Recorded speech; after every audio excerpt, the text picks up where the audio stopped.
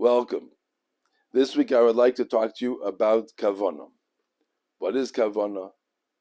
Do we need to have it? And what happens when we don't have it? Because, as we all know, we work very hard on having Kavana, but there are many times it feels like we have none whatsoever. So is that okay? And what can we do? I also would like to talk a little bit about how that compares to inspiration. We've been talking a lot lately about inspiration. So how does inspiration fit with Kavana? Is it the same thing? Is it something different? So we'll talk a little bit about that. At the end of this video, I would like to share with you an amazing concept that is very encouraging for those of us that struggle with Kavana, and I hope that you will find it both encouraging, like I said, and even perhaps inspirational. So there are two levels of Kavana.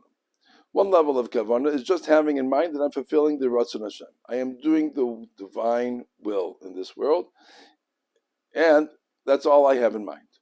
A second level is to say that I understand what I'm doing. I understand the meaning of these tefillos. I understand what the words mean or what the intention should be. I understand why I'm putting on tefillin as opposed to a mitzvah of sitting in a sukkah. But let's just look at the first level.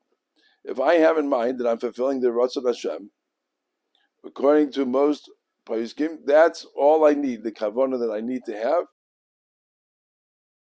However, the Mishnah Berurah does say that if a person is clear that he's doing it because he's fulfilling a mitzvah, in other words, he went to shul to daven and he said the tefillah is there, or he made a bracha when he picked up the lulav, so then it is clear that he's doing it l'shem mitzvah, then he is yotzeh the mitzvah, even if his mind is completely somewhere else, even if he's thinking about a business deal that he has to do later or something else.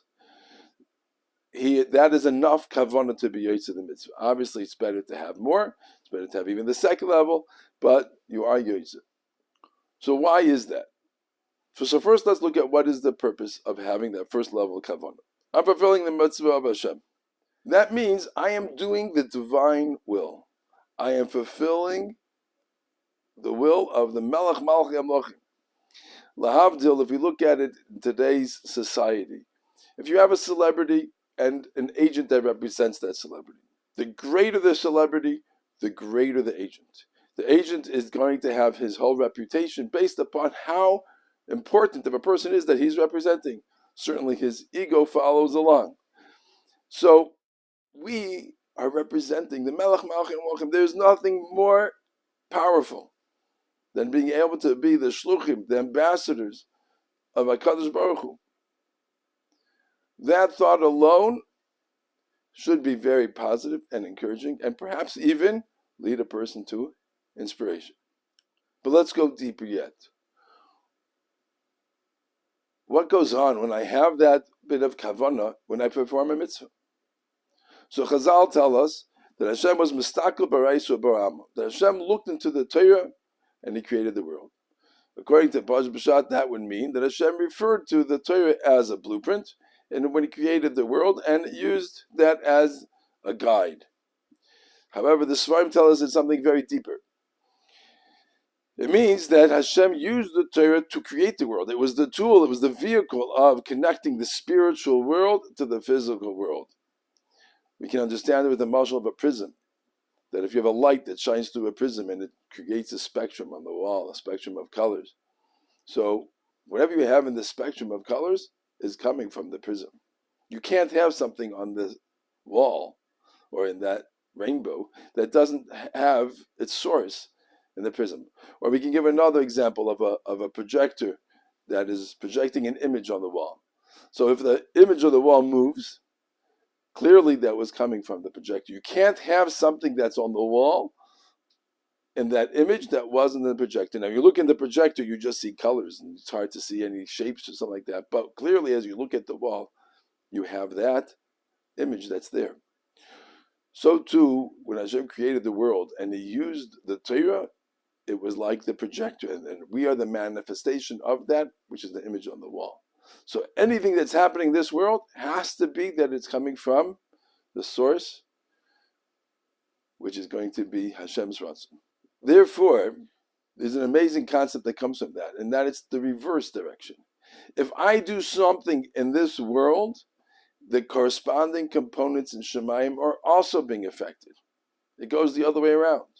So when I put tefillin on somebody, and perhaps that person can't even move and can't even speak, but the ramifications that are occurring in Shemayim when that person is having tefillin put on him, and all he has to do is have in mind that he's doing a mitzvah, is awesome. And therefore, what I'm doing is something that's tremendously profound, and it's something that angels can't do because they don't have that physical manifestation. And those are things that in the spiritual world can't be combined. They can be combined in the physical world. And then spiritually connected to that are things that happen in the spiritual realm. So indeed, that first bit of Kavana, or according to the Mishnah Berurah, even just the obvious act of doing L'Shem Mitzvah isn't able to allow that mitzvah that is happening on a physical level becomes supercharged and is creating huge amount of ramifications in Shemayim. That thought is indeed unbelievable, and perhaps can also lead a person to inspiration. And when he puts on tefillin, can do so with more enthusiasm. Or when he picks up a tefillin, picks up a lulav, can do so with awe. And when we approach a tefillah and we realize what we're doing, we can take it with a little bit more seriousness and lead us to a feeling of connectivity. Thank you for listening, and I look forward to sharing with you next week as we explore the second level of Kavana and what that can do, if you can only imagine. Just wait.